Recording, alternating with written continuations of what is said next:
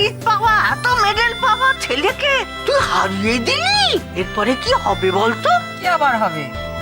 এবার তোমার বড় নাত বউ বাড়িতে রাজত্ব করবে, আর তোর দাদু ভাই সে তার কথায় উঠবে আর বসবে।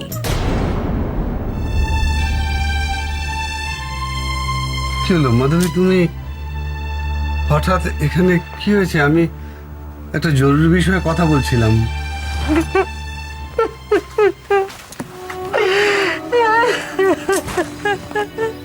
মাধবী, কি আশ্চর্য! কি হয়েছে? কি এ কি? না, তুমি তুমি তুমি কাঁদছো কেন? আর্যটা কি করলো, কেন করলো বলো?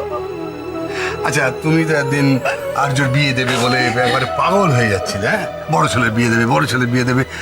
বিয়েটা যখন হয়েই গেছে তখন অকারণে কেন তুমি চোখের জল ফেলছো বল? হ্যাঁ, আমি আর্যর বিয়ে দেবো বলে ঠিক করেছিলাম, ঠিক, কিন্তু ওরকম একটা মেয়ের সঙ্গে নয়। আর্য আমাকে কিছু না জানিয়ে ওই মেয়েটাকে বিয়ে করে নিয়ে এলো। আচ্ছা, ওই মেয়ে কি পারবে আর্যকে সংসারে বেঁধে রাখতে? কি আশ্চর্য! সেটা তো পরের কথা। হ্যাঁ, কিন্তু একটা জিনিস ভাবো, বিয়েটা যখন হয়েই গেছে তখন ওই মেয়েটাকে তো আমরা আর ফেলে দিতে পারি না। হ্যাঁ, কি বলো? আমার ইচ্ছে ছিল না, আমার ইচ্ছে ছিল না ওই মেয়েটাকে ঘরে তোলা, কিন্তু মা আর কাকিমা আমাকে জোর না না না, এ ব্যাপারে মা আর মেজ কাকিমাকে তুমি দোষ দিও না। হ্যাঁ, ওদের কোনো দোষ নেই। আচ্ছা, আর্যই কি এই বিষয়টা মেনে নিতে পারতো? বরং যা হওয়ার হয়ে গেছে, পরে আমরা সমস্ত ব্যাপারটা মিটিয়ে নেব, ঠিক আছে? আমাকে মনে হয় যেন বল। আর্য তো খুব একরোখা, ওর মধ্যে একটা জেদ চেপে আছে, সেই জন্য ও মেয়েটাকে খেলিয়ে ওর হাড়ের বদলা নিতে চাইছে, সেই জন্যই মেয়েটাকে বিয়ে করেছে। কিন্তু কিন্তু যখন ওর খেলার মোহটা কেটে যাবে তখন এই সম্পর্কটার আর কি থাকবে তুমি বলো, কি থাকবে? কি আশ্চর্য মাধবী, তুমি এখনই একেবারে ভবিষ্যতের কথা ভেবে নিলে। হ্যাঁ, সে তো পরের কথা। কি তুমি না সব সময় আমায় বলো অন্যদের মতো জন্ম মৃত্যু বিবাহ কারোর হাতে থাকে না, বলতে না? এখন অন্য কথা কেন বলছো? তাহলে এক কাজ করো, তুমি তোমার সমস্ত ভাবনা, চিন্তা, উদ্বেগ, আশঙ্কা তোমার ওই রাধা মাধবের পায়ে সঁপে দাও। আমি বলছি, দেখো, ভালো হবে, সকলের ভালো হবে।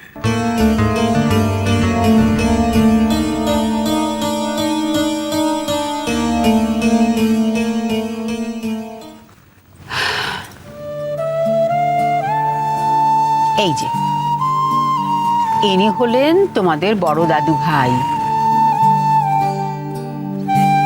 স্বর্গীয় অম্বরীশ ব্যানার্জি। প্রণাম করো।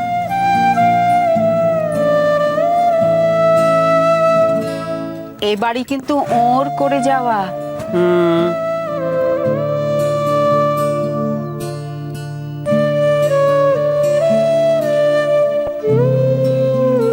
আরে ভাই, মানুষটি সত্যি খুব অমায়িক ছিলেন, কারোর সঙ্গে কখনো উঁচু গলায় কথা বলতেন না, এমনকি আমার সঙ্গেও না। বর্দার মতন মানুষ দেখলুম না আর। আর তোমার মেজ ঠাকুরপো, যাকে সেসব কথা থাক। শোনো নতুন বউ, এবার তুমি তোমার ঠাম্মাকে প্রণাম করো। মনে রেখো, উনি কিন্তু এ বাড়িতে সকলের বড়, সবার মাথার উপরে। ওকে সব সময় মান্যি করে চলবে। না, প্রণাম করো।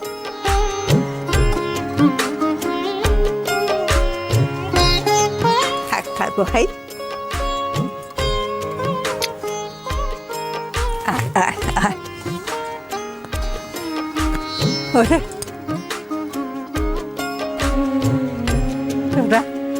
তোরা দুটিতে আমার এই দু চোখের দুটি তারা লি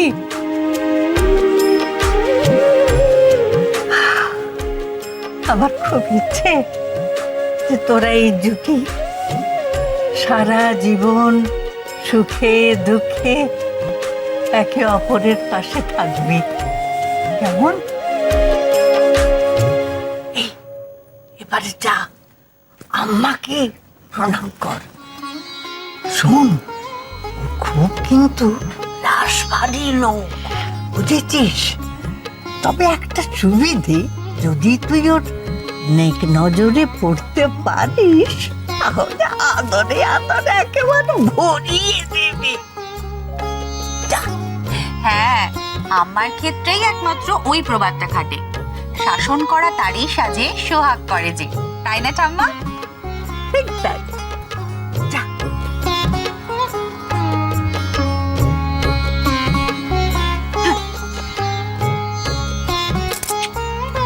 ভালো থেকো, থাক, বেঁচে থেকো, বেঁচে থাকো। এই যে মেয়ে, শোনো, থাক তাহলে তো এবাড়ির বউ হয়ে ঢুকে পড়েছো। এবারে কিন্তু প্রতি পদে পরীক্ষা দিতে হবে, প্রত্যেক পদে প্রমাণ করতে হবে যে তুমি এবাড়ির যোগ্য বউ। তোর আবার সবটাতেই বাড়াবাড়ি মেজ। মেয়েটা বাড়িতে ঢুকতে না ঢুকতেই ও ভয় ধরিয়ে দিল।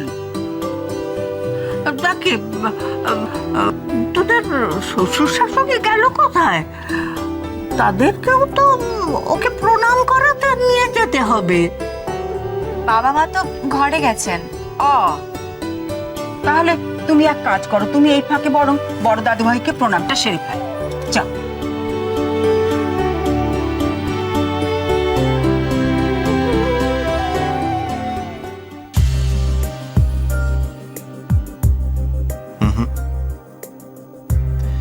কখনো আমার সামনে ঝুঁকবে না, মাথা নিচু করবে না। কথার মতোই আমরা সমান সমান উড়ে যাই তোমার সহযোদ্ধা। ওকে? আর আমার সাথে জীবনে জুড়ে যায় তোমায় লিখে যায়।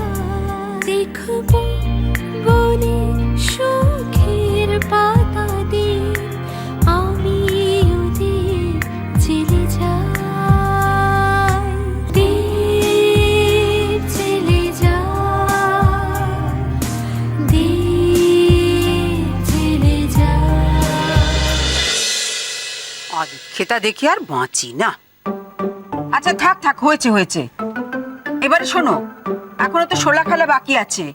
চলো, ওই বরের মুকুট থেকে শোলা নেবো আর বউয়ের মুকুট থেকে শোলা নিয়ে দুটোই জলের মধ্যে ভাসানো হবে। তারপর দেখবো কার শোলার পেছনে কার শোলা যাচ্ছে। কে কার পেছনে ঘুরঘুর করবে সেটা তখন বোঝা যাবে, বরের পেছনে বউ না বউয়ের পেছনে বর। চলো চলো চলো। এর জন্য খেলার কি দরকার আছে আমা? সে তো দেখেই বোঝা যাচ্ছে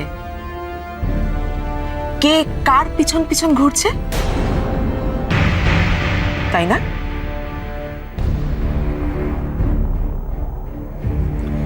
অনেক খেলাধুলা হয়েছে আম্মা, এনাফ ইজ এনাফ। এটার আর কোনো দরকার নেই। আমাদের এখন একটু রেস্টের দরকার। হ্যাঁ মেজো, সবই তো হলো, এবার না হয় এটা বাদ দে। বেশ, বলছো যখন তখন দিলাম বাদ। ঠিক আছে, এবারে শোনো, মেজনাথ বউ, ছোটনাথ বউ, তোমরা কিন্তু এখন গিয়ে বড়নাথ বউকে প্রণাম করো।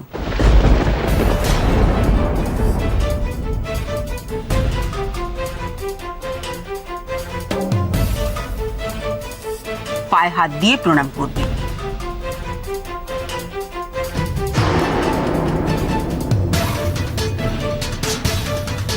হোয়াট?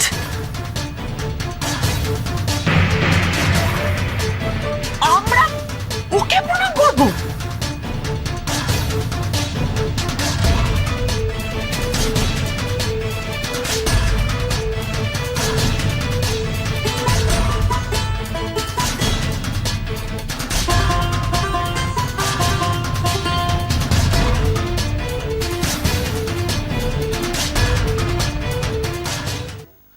বাবা, মা, ব্যাপারটা কিন্তু চূড়ান্ত বাড়াবাড়ি হয়ে যাচ্ছে। তোমরা কিছু একটা করো প্লিজ। কি হয়েছে, কি বলবি তো? আম্মা আম্মা তিস্তা আর নিহারকে দিয়ে ওই মেয়েটাকে প্রণাম করানোর জন্য জেদ ধরেছে। এবার কিন্তু লিমিট ক্রস করে যাচ্ছে। বর্দা হয় এমনিতেই মেয়েটাকে এ বাড়িতে আনার পর থেকে ওর ফেভারে লড়ে যাচ্ছে। তারপর আবার আম্মা, না বাবা, মা, এগুলো কিন্তু আর নেওয়া যাচ্ছে না। প্লিজ বাবা, you just do something please. তুই একটু শান্ত হ রক্তিম। বাড়িতে মা ঠাকুমারা থাকলে সমস্ত নিয়ম কানুন ঠিক ঠিক পালন হোক, এটা ওরা চাইবেই। নিয়ম কানুনের দোহাই দিয়ে এই সমস্ত অ্যাবসার্ড ব্যাপার স্যাপার। তিস্তা আর নিহারের থেকে মেয়েটা কত ছোট, ওদের দুজনকে দিয়ে ওই মেয়েটাকে দিয়ে প্রণাম করাতে চাইছে। বাবা তুমি কিছু একটা করো, নাহলে কিন্তু আমাকে করতে হবে। তুই কেন অকারণে মাথা গরম করছিস? আমাকে দেখতে দে ব্যাপারটা, তুই যা। রক্তিম, তুই যা, আমি দেখছি।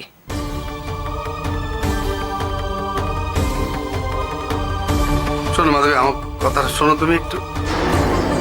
মাধবী, মাধবী, কি আশ্চর্য, আমার কোনো কথাই তুমি শুনবে না।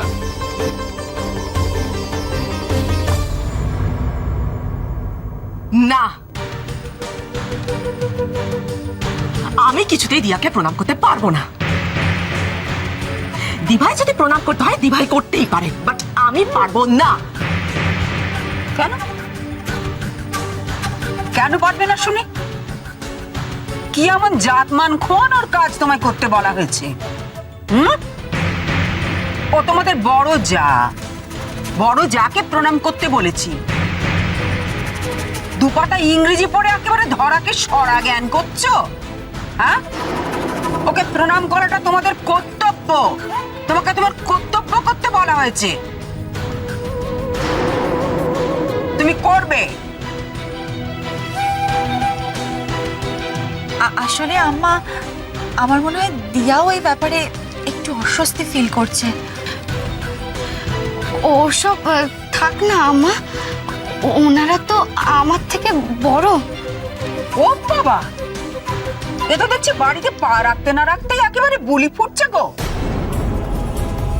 শোনো মেয়ে, এ বাড়িতে কি হবে না হবে, কি নিয়ম কানুন, সেটা ঠিক করবে তোমার গুরুজনেরা, তুমি না। বুঝেছ? তোমার কথা কে শুনতে চেয়েছে? তুমি ওদের বড়, তাই বড় হয়েছে। শোনো, বড়নাথ বউকে প্রণাম করো, তোমরা প্রণাম করো।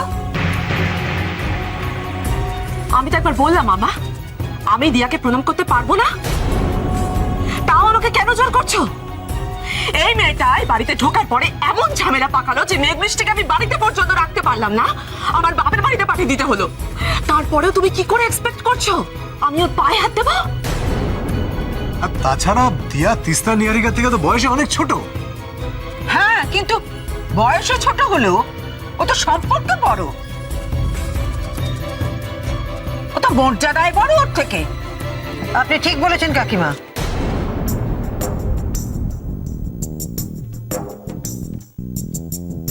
তিস্তা নিহার দিয়াকে প্রণাম করবে।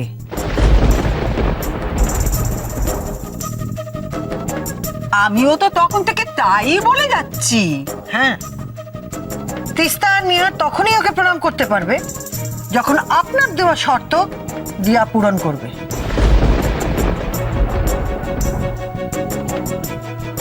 শর্ত? কিসের শর্ত? একটু আগে আপনি বললেন না, ওকে এ বাড়ির বড় বউ হয়ে উঠতে হবে। সে কথাটা আমি শুনতে পেয়েছি। শুধু সম্পর্কে বড় হলে হলো না, ওকে কাজেও বড় হয়ে উঠতে হবে। তাহলে নিহার আর তিস্তা ওকে প্রণাম করবে। মা, শোনো মেয়ে, আমরা তোমাকে কেউ সেধে এ বাড়িতে আনিনি। তুমি উড়ে এসে জুড়ে বসেছো। আগে নিজের যোগ্যতা প্রমাণ করো, তারপর আমার সঙ্গে কথা বলবে।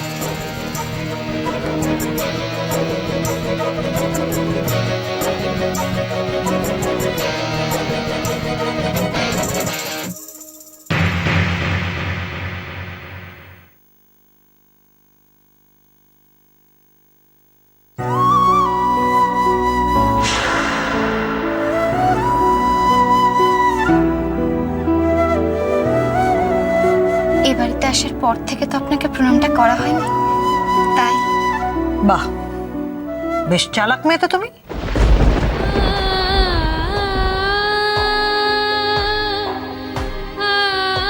কার মন কিভাবে জয় করবে, কাকে কিভাবে ভোলাবে, সেই চেষ্টা এখন থেকে শুরু করে দিয়েছো।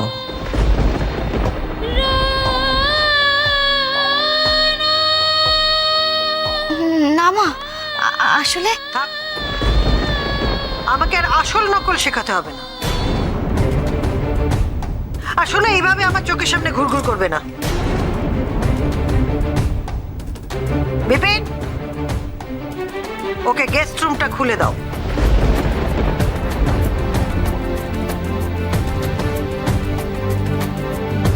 হ্যাঁ, কি কথা বলছে বৌমা? না না না না, ও ও ও ও তো আমাদের বড় ভাইয়ের বউ।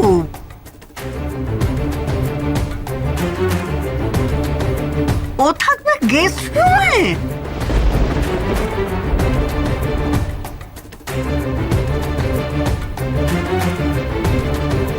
হ্যাঁ থাকবে, ওকে থাকতে হবে।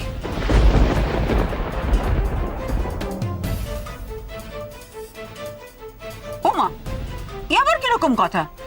ও কি বাড়ির অতিথি নাকি যে সে গিয়ে গেস্ট রুমে থাকবে? হ্যাঁ, ও হলো বাড়ির লক্ষ্মী। ওর তো দাদু ভাইয়ের ঘরেই গিয়ে থাকার কথা। মাথা গরম করে তুমি কি বলছো একবার খেয়াল করেছে কি বৌমা? না না, ও বড় ভাইয়ের ঘরেই থাকবে। মা তো ওকে বাড়ি থেকেই বের করে দিতে চেয়েছিল, আর এখন যে ওকে গেস্ট রুমে থাকতে বলেছে সেটা তো অনেক ভালো ঠাম্মি। এবারের গেস্ট রুমটাও তো 5 স্টার হোটেলের রুমের চেয়ে কোনো অংশে কম নয়। জীবনে এরকম ঘরও দেখেছে কোনোদিন? বাহ, নিহার, কি হচ্ছে কি? তুমি এর মধ্যে মাথা গলাচ্ছ কেন? একটা কথা বলবে না, চুপ করে থাকো। শোনো মাধবী, আমি বলছিলাম যে যা হওয়া তো হয়ে গেছে, তুমি একটু ব্যাপারটা নিয়ে ভেবে দেখো। আমি যখন বলছি ওকে গেস্ট রুমে থাকতে হবে, তখন থাকতে হবে। ও আবার কিরকম কথা বৌমা? হ্যাঁ, বউয়ের উপর রাগ করে তুমি কি মঙ্গল মঙ্গল সব ভুলে গেলে? আরে বিয়ে হয়ে গেছে, এখন তো তার বরের ঘরেই থাকার কথা। তুমি তাকে গেস্ট রুমে কেন পাঠাতে চাইছো? সেটা পাঠানোটা কি ভালো হবে? হ্যাঁ ভালো হবে। এই মেয়েটার মুখ দেখে আপনাদের মনে এতটাই গলে গেছে যে কিসে ভালো হবে আর কিসে হবে না, সেই বিচারটাও আপনারা ভুলে গেছেন। কি কি বললে তুমি? এখন তোমার কাছে আমার আচার বিচার শিখতে হবে? তুমি তুমি দাদু ভাইয়ের প্রথম বিয়েটা মানতে চাওনি, সেই জন্য মন্দিরে গিয়ে আবার করে বিয়ের ব্যবস্থা করতে হয়েছে আমাদের। আর এখন তুমিই বলছো তাকে ঘরে ঢুকতে দেবে না, সে দাদু ভাইয়ের ঘরে যেতে পারবে না, তাকে গেস্ট রুমে থাকতে হবে। একটু ভেবে দেখো। কাকিমা, আপনারা বোধহয় ভুলে গেছেন হিসেব মতো আজ ওদের কাল রাত্রি। দুজনের এক ঘরে থাকা তো দূরের কথা, কেউ কারো মুখ দেখবে না। আর সেই জন্যই আমি ওকে গেস্ট রুমে থাকার কথা বলছি। এই দেখো, সত্যি তো আমরা কত বড় ভুল করতে যাচ্ছিলাম, ভাগ্যিস তুমি মনে করিয়ে দিলে। সত্যি তো আজকে তো ওর আলাদা থাকার কথা। ও যতই রাগ করুক আর যাই করুক, বউয়ের মঙ্গল মঙ্গলটা কিন্তু ঠিক মনে রেখেছে বৌমা। এই মুহূর্তে আমি আমার ছেলে ছাড়া আর অন্য কারোর কথা ভাবছি না। এতদিন তো আর্যর ভালো মন্দ দেখার দায়িত্ব আমার উপর ছিল, তাই আজ ওর মঙ্গলের কথা ভাববো না এটা আপনারা ভাবলেন কি করে? আমার আর্যর অমঙ্গল আমি কিছুতেই হতে দেবো না। এই মেয়ে, গেস্ট রুমের বাইরে আজ রাতে এক পাও বেরোবে না, কথাটা যেন মনে থাকে। বৌমা, তুমি তোমার ছেলের মঙ্গল অমঙ্গলের কথা তো ভাববেই। এতদিন তাই ভেবেও এসেছো। ওই ছোট্ট মেয়েটা সবে এ বাড়িতে এলো, কিচ্ছু জানে না, শোনে না। তুমি ওকে আলাদা থাকতে বলছো, একলা? কোন আক্কেলে? না না, ওটা ঠিক নয়। না রে বড় নাথবু, শোন, তোকে একলা থাকতে হবে না, তুই আমার সঙ্গে থাকবি। আমি আর ওই আম্মা, তুই দুজনের মাঝখানে থাকবি, দুজনের মাঝখানেই তুই শুবি, ঠিক আছে?